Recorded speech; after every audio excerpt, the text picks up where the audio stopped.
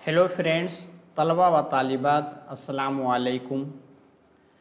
आज की क्लास में आप लोगों का वेलकम है, खैर मकदम है। हम लोगों की लैंग्वेज पंडित उर्दू की ये तीसरी क्लास है। पहली क्लास में हमने सलेबस यानी निसाब के बारे में डिटेल से डिस्कस किया है। दूसरी क्लास में जो आपकी यूनिट है यानी उर्दू ज़ुबान की इब्तिदा व इर्तिक़ा के मुख्तलिफ़ नज़रियात, उसके बारे में हमने डिटेल से देख लिया है। जिन्होंने वो वीडियो नहीं देखी है प्लीज़ उसको पहले देख लें। आज हम लोगों की तीसरी क्लास है। आज हम लोग क्या पढ़ेंगे, एक मरतबा स्क्रीन पे आप लोग देख लीजिए। इसमें हम लोग पढ़ने वाले हैं कि दस्तूर हिंद में उर्दू का मकाम, ठीक है, और उसी के साथ रियासत में उर्दू का मौजूदा मौक़ूफ़ यानी स्टेट में उर्दू का मौजूदा स्टैंड क्या है। तीसरी चीज़ हम क्या पढ़ने वाले हैं, सहलसानी फार्मूला, जिसको हम कहते हैं थ्री लैंग्वेज फार्मूला। ये क्या है, इसको किसने दिया है, सब चीज़ के बारे में डिटेल से हम लोग डिस्कस करेंगे। ऐसे पॉइंट के बारे में देखेंगे जिससे आपके सवालात बनते हैं, ठीक है। तो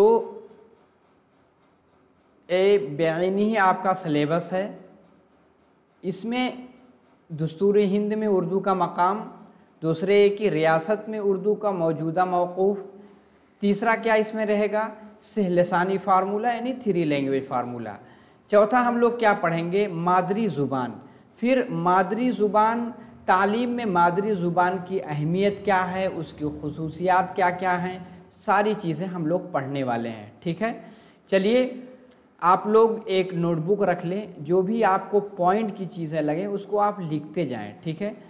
इसके देखने के बाद आप उर्दू मेथडोलॉजी में इससे रिलेटेड कोई भी सवाल आए आप उसको सही करके आएंगे, ठीक है। चलिए हम लोग चलते हैं।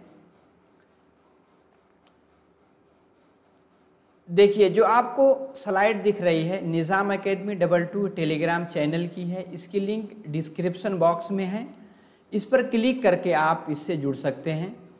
इसी के साथ लाइक करें, कमेंट करें, कोई सुझाव है, कोई मशवरा है वो भी आप लिख सकते हैं और अपने दोस्तों को शेयर कर दें। जो भी इसके आपका जो ग्रुप हो, चाहे आप बीएड के हों, चाहे आप डीएलएड यानी डिप्लोमा इन एजुकेशन में आपने कर रखा है, वो अपने ग्रुप में भेज दें ताकि जिन्होंने लैंग्वेज पंडित उर्दू के लिए भर रखा है वो उसका फ़ायदा उठा सकें, ठीक है। आपको पता है कि इसमें 32 क्वेश्चन आएंगे यानी 16 नंबर के आते हैं।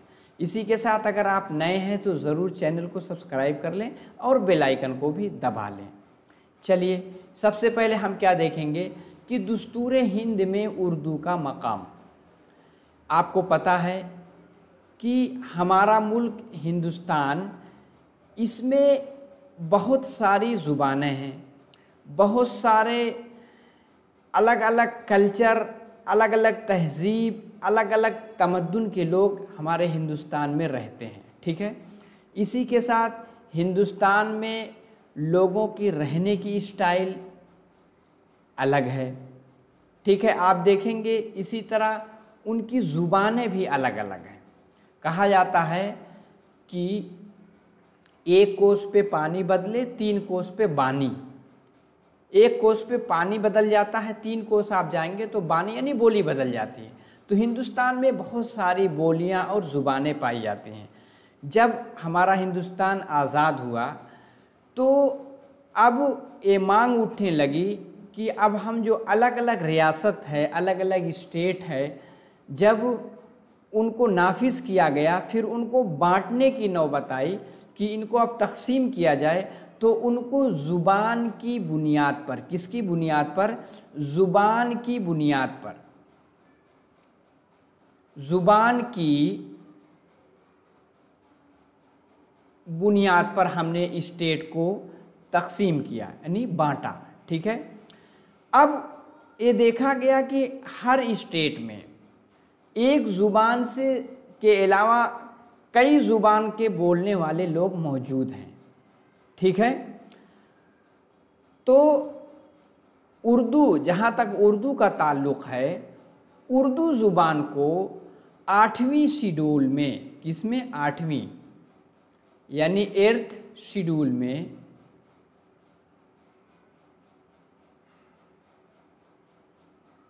हमारे दस्तूर यानी हमारे कॉन्स्टिट्यूशन, जब हमारा कॉन्स्टिट्यूशन बना 1950 में, उसमें 8वां शेड्यूल जो है वो किससे मुताल्लिक़ है, वो मॉडर्न इंडियन लैंग्वेज यानी जदीद हिंदुस्तानी ज़ुबान से मुताल्लिक़ है। इसमें सवाल आप पे आ सकते हैं कि इसमें कितनी ज़ुबानें हैं। दस्तूर हिंद में जो आपका 8वां शेड्यूल, पहले पूछा जा सकता है कि उर्दू किस शेड्यूल में, आप क्या कहेंगे, 8वें शेड्यूल में।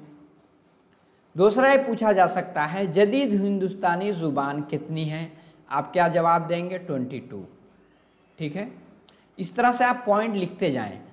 तीसरा सवाल आपका इसमें से क्या बन सकता है कि ये जो आपका उर्दू ज़ुबान है, ठीक है, उर्दू ज़ुबान 22 ज़ुबानों में शामिल है कि नहीं, तो आप उसमें एस करेंगे। और इस तरह के भी तीसरे सवाल बन सकते हैं कि उर्दू ज़ुबान कौन सी ज़ुबान है, तो आप क्या कहेंगे, जदीद हिंदुस्तानी ज़ुबान है। ठीक है, इसी से मिलते जुलते एक सवाल ये भी पूछा जा सकता है कि इंग्लिश, क्या इंग्लिश यानी अंग्रेज़ी 22 ज़ुबान में शामिल है कि नहीं, तो अंग्रेज़ी उसमें शामिल नहीं है। इसी के साथ अरबी फ़ारसी भी शामिल नहीं है। पहले 15 ज़ुबान थी, फिर उसमें तब्दीली ला करके, अमेंडमेंट ला करके मौजूदा दौर में 22 मॉडर्न इंडियन लैंग्वेज है, उसमें से एक हमारी उर्दू है। ठीक है, तो दस्तूर हिंद में उर्दू का मकाम से मुतालिक इतने ही पॉइंट बनते हैं जो कि हमने डिस्कस कर लिया। ठीक है, आगे चलते हैं। अब कुछ और चीज़ें देख लेते हैं। अब जब क्या हुआ कि आपका आइन बन गया, ठीक है, आइन बनने के बाद ये हुआ कि अब जितने स्टेट हैं उनको अलग अलग हिस्सों में बांटा जाए। ठीक है, अब जो है स्टेट को बांटने की नौबत आई। तो अब ये हुआ कि स्टेट को किस आधार पे बांटा जाए, तो इसके लिए क्या हुआ कि एक मीटिंग हुई। मीटिंग में ये फैसला लिया गया कि जो स्टेट को बांटा जाएगा वो ज़ुबान की बुनियाद पे बांटा जाएगा। किसकी, ज़ुबान की बुनियाद पे। सबसे पहला राज्य यानी सबसे पहला स्टेट, सबसे पहली रियासत, ठीक है, सबसे पहला सूबा कौन बना, आंध्र प्रदेश। ठीक है, आंध्र प्रदेश का क़याम वजूद में कब आया, 1956 में। इस चीज़ को आप याद रखिएगा, क्योंकि आंध्र प्रदेश, आपको पता है कि तेलंगाना 2014 के बाद तेलंगाना का वजूद हुआ है। ठीक है, 2014 के बाद, इससे पहले सब आंध्र प्रदेश में था। ठीक है, तो आंध्र प्रदेश का जो है वजूद कब आया, 1956 में आया, 1956 में आया। आपको पता है कि हर एक स्टेट में, जैसे आप आंध्र प्रदेश ले लीजिए, आंध्र प्रदेश में बहुत सारी ज़ुबानें बोलने वाले लोग मौजूद थे। बहुत लोग यहाँ जो है तेलुगु बोलते थे, बहुत से लोग तेलुगु के साथ साथ यहाँ के लोग कन्नड़ भी कुछ लोग बोलते थे, और कुछ लोग जो है यहाँ उर्दू ज़ुबान बोलते थे। आपको मालूम है उर्दू ज़ुबान का वजूद कहाँ, दक्कन से हुआ है। तो जो मुस्लिम लोग थे उर्दू ज़ुबानें बोलते थे, तो इसलिए इस बुनियाद पे सबसे ज़्यादा बोलने वाले कौन थे, तेलुगु। ठीक है, इसलिए आंध्र प्रदेश का गठन हुआ, यानी आंध्र प्रदेश का वजूद यानी उसको कायम किया गया। ठीक है, दूसरी चीज़ आपको आर्टिकल, यानी आपको ये दफ़ा जो आर्टिकल दिख रहा है कितना, 350A। 350A इस बात की गारंटी देता है कि जो बच्चों की मादरी ज़ुबान, बच्चों की जो तालीम यानी ख़ास तौर से जो प्राइमरी क्लास के बच्चे हैं या अपर प्राइमरी जिसको आप कहते हैं 6 से 8 तक के बच्चों की तालीम किस में होगी, उनकी मादरी ज़ुबान में होगी। मादरी ज़ुबान यानी उनकी रीजनल लैंग्वेज। जैसे ख़ास तौर पे अगर तेलंगाना का बच्चा है और हैदराबाद में रहता है, अगर मुस्लिम घराने का है तो उसकी मादरी ज़ुबान क्या होगी, उर्दू होगी, और नहीं तो या तो तेलुगु होगी। ठीक है, तो उनकी जो प्राइमरी एजुकेशन ख़ास तौर से किस में दी जाए, उनकी मादरी ज़ुबान में दी जाए। ये हमारे दस्तूर में आर्टिकल 350A में ये बात कही गई है। ठीक है, इसको भी आप नोट करके रखिएगा। ठीक है, आगे चलते हैं। जैसे कि देखिए इसमें सारी चीज़ें बताई भी गई हैं कि 1956 में ज़ुबान की बुनियाद पे आंध्र प्रदेश का क़याम हुआ। ठीक है, और आपको पता है कि अक्सर लोग एक ज़ुबान से ज़्यादा ज़ुबानें बोलते थे। तो जैसे आप देखेंगे पंजाब में पंजाब के साथ साथ जो है क्या बोलते थे, सिंधी भी बोलते थे, और तमिल वाले मलयालम भी बोलते थे। ठीक है, और इसी के साथ दूसरा पॉइंट जो मैंने डिस्कस किया है 350A यानी दफ़ा 350A ने इस बात की ज़मानत ली है कि इब्तदाई तालीम यानी बच्चों की जो इब्तदाई तालीम वो किस में ली जाए, उनकी मादरी ज़ुबान में ली जाए। ठीक है, समझ में आ गया। चलिए आगे चलते हैं। अब आगे क्या है, सहलसानी फार्मूला। क्या है, सहलसानी फार्मूला यानी 3 लैंग्वेज फार्मूला। क्या है, 3 लैंग्वेज फार्मूला। अब 3 लैंग्वेज फार्मूला क्या है, इसके बारे में कुछ पॉइंट्स आप नोट करके रखिएगा कि 1961 में, कब, चलिए थोड़ा मोटा रखते हैं, 1961 में। आपको पता है 1950 में हमारा आइन बन गया। अब जब रियासत बट गई आपकी 1956 में, सबसे पहले आंध्र प्रदेश का वजूद हुआ यानी उसका क़याम हुआ। 1961 में जितनी अलग अलग रियासत हैं यानी अलग अलग जो सूबा हैं, उनके वज़ीर आला, उनके CM का इजलास हुआ यानी उनकी मीटिंग हुई। ठीक है, उसमें यह है कि 3 ज़ुबान यानी सहलसानी फार्मूला यानी 3 लैंग्वेज फार्मूला की बात उभर करके आई। ठीक है, उसके बाद क्या है, एक कमीशन बना। क्या बना, कमीशन, जिसको हम कोठारी कमीशन कहते हैं। कौन सा कमीशन, कोठारी, यानी डॉक्टर दौलत सिंह कोठारी के सदारत में एक कमीशन बना।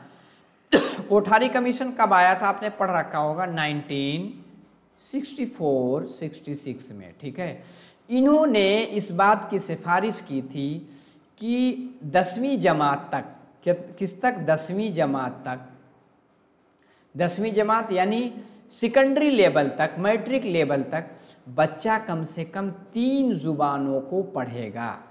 कितनी ज़ुबानों को पढ़ेगा, 3 ज़ुबानों को पढ़ेगा। इन्होंने सिफारिश की। तो इम्तिहान में इस तरह से पूछा जा सकता है कि ये 3 लैंग्वेज फार्मूला किसने लाया, तो आप क्या कहेंगे, कोठारी कमीशन में इसकी सिफारिश की गई थी। ठीक है, उसके बाद 1968 में, ठीक है, नेशनल एजुकेशन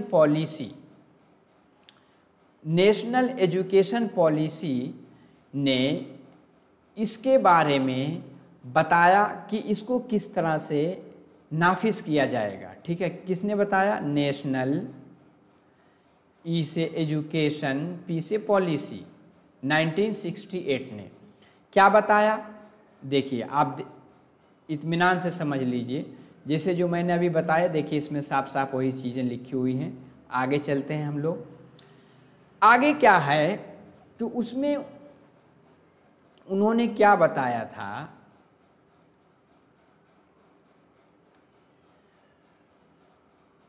उन्होंने बताया था कि बच्चा 3 ज़ुबानें पढ़ेगा। कितनी ज़ुबानें पढ़ेगा? 3 ज़ुबानें। ठीक है, इसको आप इस तरह से समझ लीजिए, मैं इसको समझाता हूँ। देखिए,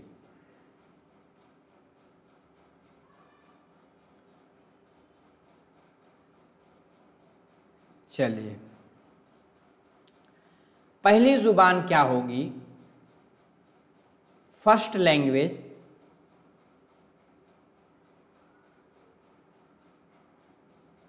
पहली ज़ुबान क्या होगी? पहली ज़ुबान उसकी मादरी ज़ुबान होगी। इसको अच्छे से समझ लीजिए, क्या होगी? मादरी ज़ुबान। मादरी ज़ुबान या इलाकाई ज़ुबान, इसको आप मिसाल से समझिए। जैसे हैदराबाद में है, हैदराबाद में अक्सर लोगों की मादरी ज़ुबान क्या है? तेलुगु है। ठीक है, तो बच्चा पहली ज़ुबान, पहली लैंग्वेज क्या लेगा? मादरी ज़ुबान लेगा, तेलुगु लेगा। ठीक है, या अगर मुस्लिम घराने का है, ठीक है, किस मुस्लिम घराने का है और वो क्या है? उर्दू उसके घर में बोली जाती है, तो उसकी मादरी ज़ुबान क्या है? उर्दू। पहली ज़ुबान क्या लेगा? उर्दू लेगा। ठीक है, इसको इत्मीनान से समझ लीजिए। मादरी ज़ुबान या इलाकाई ज़ुबान, आपको पता है इस इलाके की यानी तेलंगाना इलाके की ज़ुबान क्या है? तेलुगु है। ठीक है, अब इसी के साथ अगर नॉर्थ स्टेट का बच्चा है तो उनकी मादरी ज़ुबान अक्सर क्या हो जाती है? उनकी मादरी ज़ुबान हिंदी हो जाती है, हिंदी स्टेट के बच्चों की। पंजाब वालों की पंजाबी हो जाती है। ठीक है, इस तरह से आप पहली ज़ुबान के बारे में आप समझ गए होंगे। अब हम लेते हैं दूसरी language.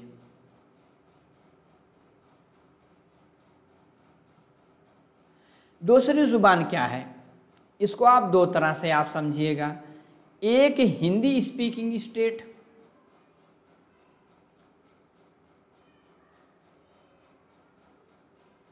Hindi speaking, Hindi speaking state यानी ऐसे आपके सूबे, ऐसे आपके रियासत जहां हिंदी ज़ुबान बोली जाती है। ये पूरे 9 स्टेट आते हैं, उनके बारे में जानने की डिटेल से ज़रूरत नहीं, जिसमें यूपी है, आपका उत्तराखंड है, दिल्ली है, राजस्थान है, हरियाणा है, आपका मध्य प्रदेश है, बिहार है, झारखंड है। ठीक है, ये सब आते हैं। इसमें क्या कहा गया?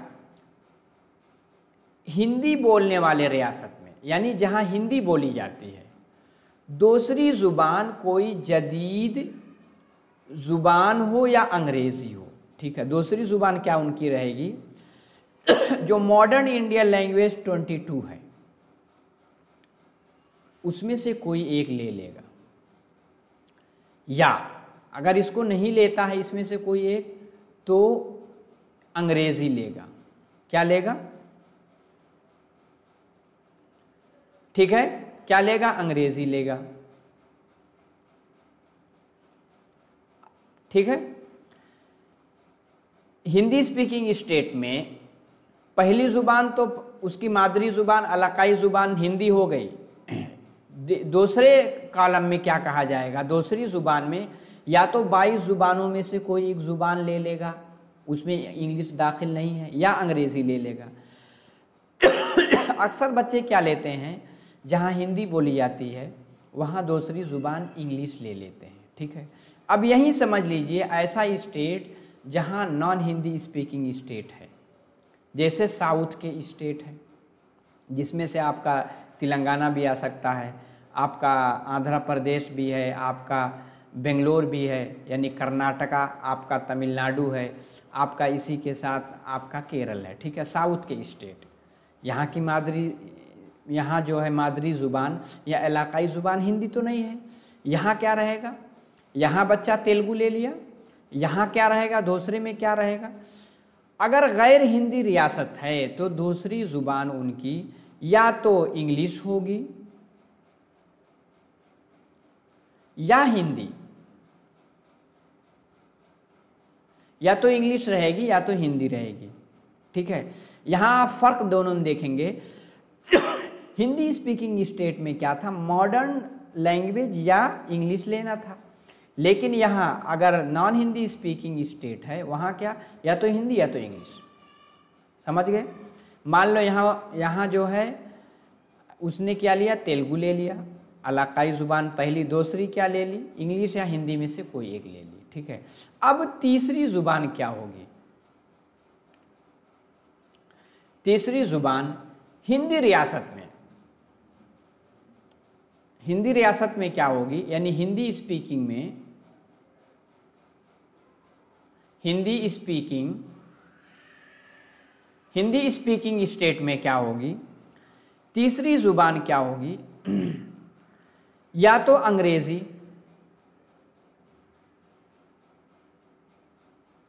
या अंग्रेजी होगी, या कोई जो 22 ज़ुबान जदीद मॉडर्न है उसमें से कोई एक होगी।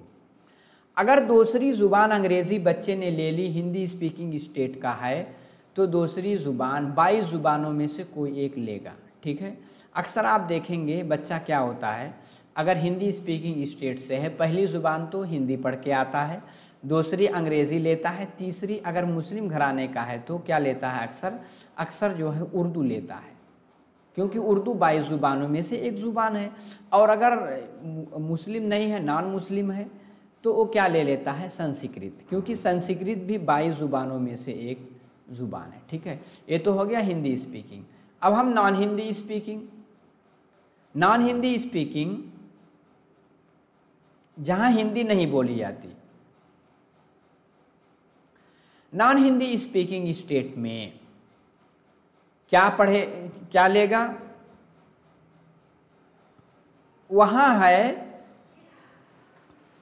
कि वहाँ ये जो दो ज़ुबान थी आपने देखा ना, दोनों ज़ुबान क्या क्या थी, इंग्लिश लेगा या हिंदी लेगा, तो वहाँ ऐसी ज़ुबान लेगा जो ज़ुबान उसने दूसरे वाले कॉलम में इंग्लिश या हिंदी में से, जैसे यहाँ इंग्लिश ले लिया तो यहाँ क्या लेगा, हिंदी लेगा।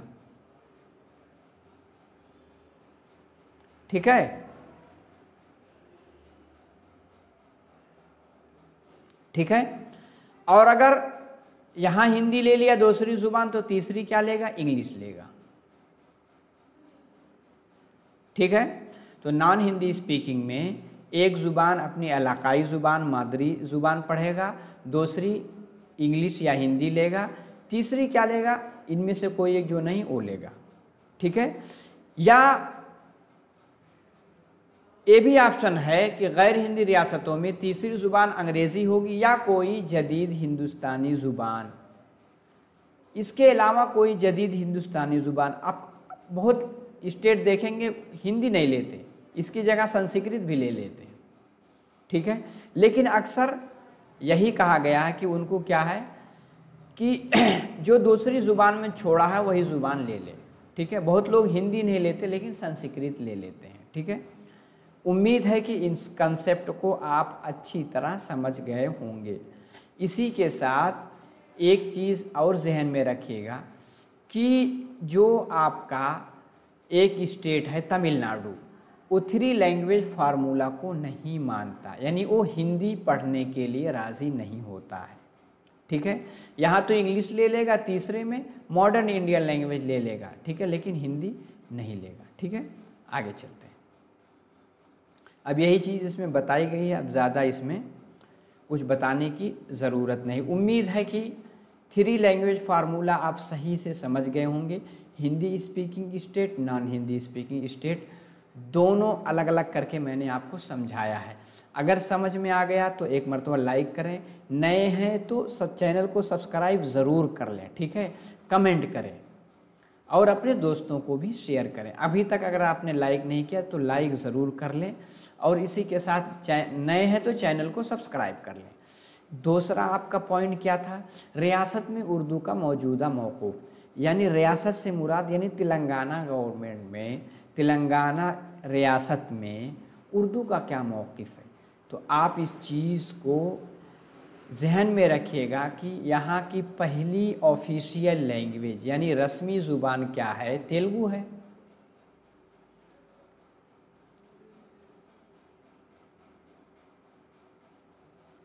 तेलुगु है। और दूसरी रस्मी ज़ुबान, दूसरी ऑफिशियल लैंग्वेज क्या है? उर्दू है। तो तेलंगाना गवर्नमेंट की दूसरी ऑफिशियल लैंग्वेज क्या है? उर्दू है। जैसे इसमें कहा गया है Urdu is a second official language यानी रस्मी ज़ुबान as per section 2 of the Telangana Official Language Act 1966 के ज़रिए। ठीक है, अगर इस तरह का सवाल आ सकता है कि उर्दू यहाँ आपके रियासत में कौन सी ज़ुबान, आप कहेंगे दूसरी ऑफिशियल लैंग्वेज है। ठीक है, आगे चलते हैं। अब हम देखेंगे उर्दू लैंग्वेज स्टेटस। ठीक है, यानी पूरे वर्ल्ड में उर्दू लैंग्वेज का क्या स्टेटस है। पहली चीज़ किस में लिखी जाती है? उर्दू लिखी जाती है नस्तालीक,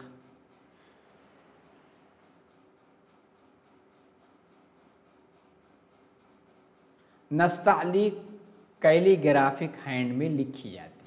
ठीक है, अब ये कहाँ कहाँ उर्दू ज़ुबान बोली जाती है एक मरतबा देख लिए। पाकिस्तान की पहली रस्मी ज़ुबान है, एडिशनल नॉलेज मैं आपको दे रहा हूँ, पाकिस्तान की पहली रस्मी ज़ुबान है। वहाँ सारे काम किसमें? उर्दू में होते हैं। इंडिया में क्या है? इंडिया में कुछ स्टेट में, जैसे आपका यहाँ तेलंगाना है, ठीक है, और आप देखेंगे आंध्र प्रदेश है, इसी तरह यूपी है, दिल्ली है, इसी आगे हम बताएंगे कौन कौन स्टेट है। वहाँ क्या है? दूसरी रस्मी ज़ुबान कुछ स्टेट में है। और 8वीं शेड्यूल में, 8th शेड्यूल में क्या है? ये 22 मॉडर्न लैंग्वेज में से एक लैंग्वेज क्या है? उर्दू है। ठीक है, उम्मीद है कि समझ में आ गया होगा। अब आगे चलते हैं। दूसरे है कि उर्दू ज़ुबान को अफ़गानिस्तान में भी लोग बोलते हैं, कुछ लोग। ठीक है, कहाँ? अफ़गानिस्तान में।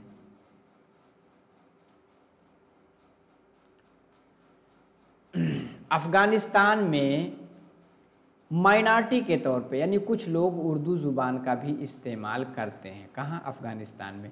नेपाल में भी कुछ लोग उर्दू ज़ुबान बोलते हैं। बांग्लादेश में क्यों बोलेंगे? आपको पता है बांग्लादेश पाकिस्तान से बटा हुआ है। ठीक है, वहाँ से बट करके अलग कंट्री बना है, इसलिए बांग्लादेश में भी उर्दू ज़ुबान बोली जाती है। लेकिन माइनॉरिटी यानी कुछ ही अक़लियत में लोग हैं। ठीक है, समझ में आ गया होगा। आगे चलते हैं। अब पूरे वर्ल्ड में देखेंगे कि नेटिव यानी ऐसे लोग जिनकी मादरी ज़ुबान उर्दू है, ठीक है, इलाकाई ज़ुबान उर्दू है, वो 70 मिलियन है। और जिनकी सेकंड लैंग्वेज है 160 मिलियन। 160 और 70 दोनों जोड़ देते हैं हम, कितना हो जाएगा? 230 मिलियन। 230 मिलियन लोग उर्दू ज़ुबान को बोलते हैं। ठीक है, आगे चलते हैं। जाहिर सी बात है, ये भी सवाल आता है कि उर्दू लैंग्वेज किस फैमिली से आई है? उर्दू लैंग्वेज किस फैमिली से आई है? ठीक है, तो इसके मुतालिक, एक मिनट,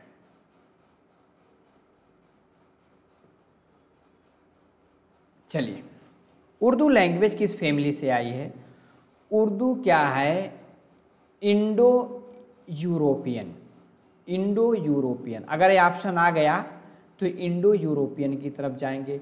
यहीं लगे हाथ एक चीज़ और आप देख लीजिए कि पूछा जा सकता है कि आपकी तेलुगु ज़ुबान की फैमिली क्या है। ये जो साउथ की ज़ुबानें हैं, चाहे आप जो है तेलुगु लीजिए, इसी तरह कन्नड़ लीजिए, मलयालम लीजिए, तमिल लीजिए, सारी ज़ुबान इंडो द्राविड़ फैमिली से बिलोंग करती हैं। ठीक है, इंडो द्राविड़। ठीक है, और इसकी फैमिली में इंडो ईरानियन यानी उर्दू ज़ुबान, इंडो आर्यन, अगर ये सब ऑप्शन आ गया तो इसको आप क्लिक कर दीजिएगा, लेकिन यही सही होगा।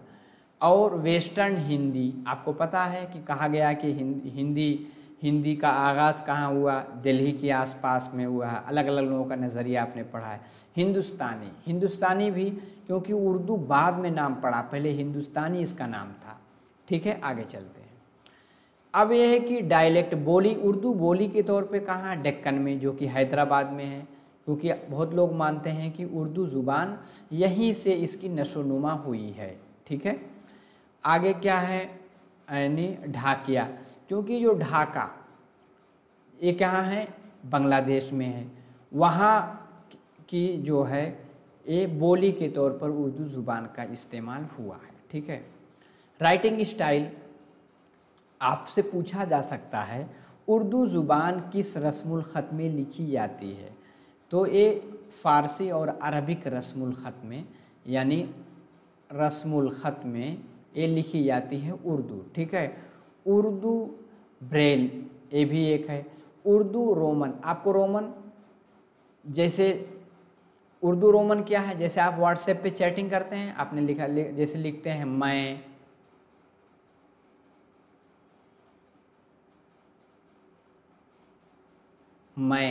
या ऐसे लिखेंगे भाई, ये क्या है, रोमन उर्दू। ठीक है, तो इस तरह से भी उर्दू को लिखते हैं, लेकिन ऑफिशियली तौर पे इसका रस्मुल ख़त कौन सा है, अरबी फ़ारसी वाला है, यानी दाईं जानिब से हम लिखते हैं। ठीक है, आगे चलते हैं।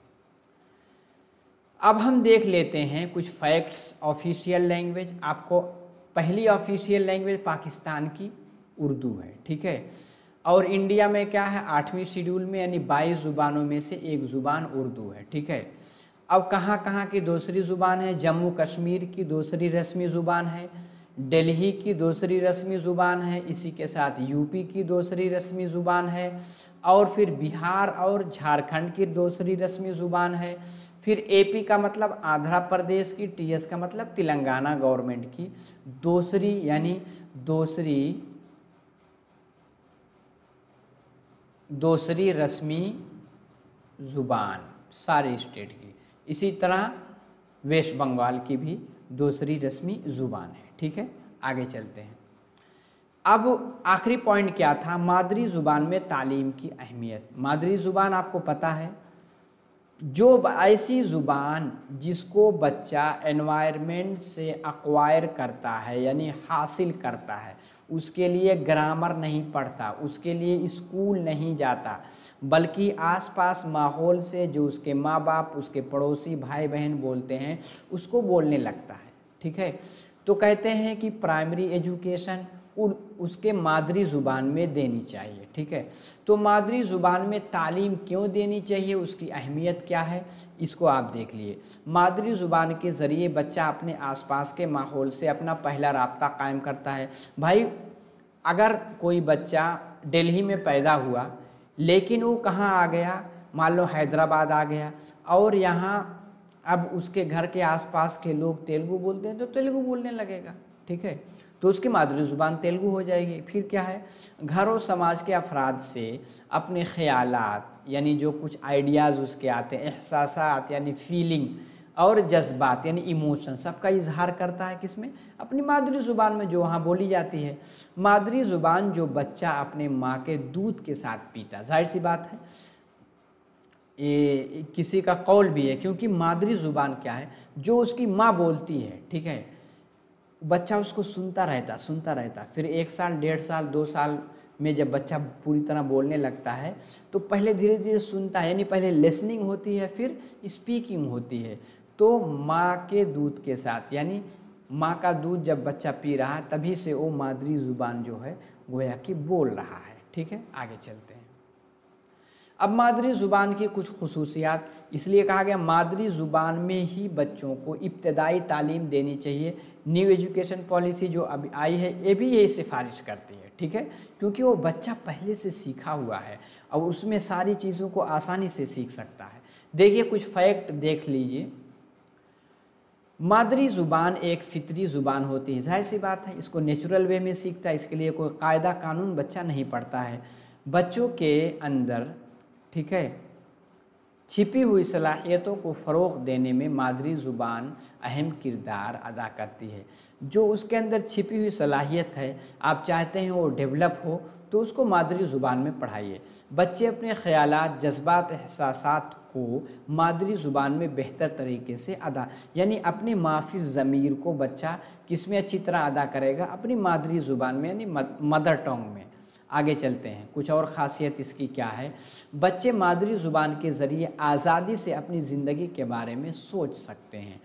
मादरी ज़ुबान तरसील का बेहतरीन, तरसील यानी कम्युनिकेशन, तरसील यानी कम्युनिकेशन,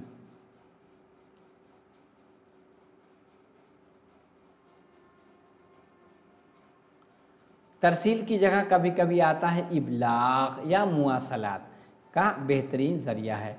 मादरी ज़ुबान के ज़रिए हम अपनी तहज़ीब व तमद्दुन यानी कल्चर और सिविलाइजेशन का तहफ़्फ़ुज़ करते हैं। ज़ाहिर सी बात, तो कोई ज़ुबान अगर आप, जैसे मादरी ज़ुबान उर्दू हो, उसको अगर आप बोलेंगे, पढ़ेंगे, तो उसका जो कल्चर है, उसकी तहज़ीब है, वो भी उसमें से झलकती है। ठीक है, उसकी तरसील भी बेहतर तरीके से करते हैं।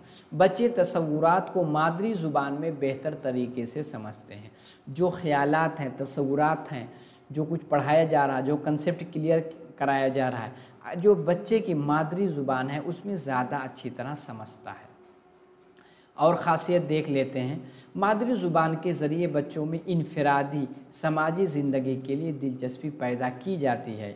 मादरी ज़ुबान के ज़रिए हम दूसरी ज़ुबान की तालीम भी बेहतर तरीके से सीख लेते हैं। ठीक है, जैसे मादरी ज़ुबान है, उसमें कोई भी चीज़ पढ़ाई जाए, दूसरी ज़ुबान जैसे आप देखेंगे, आपको इंग्लिश सिखाई जा रही है। ठीक है, वो किस में?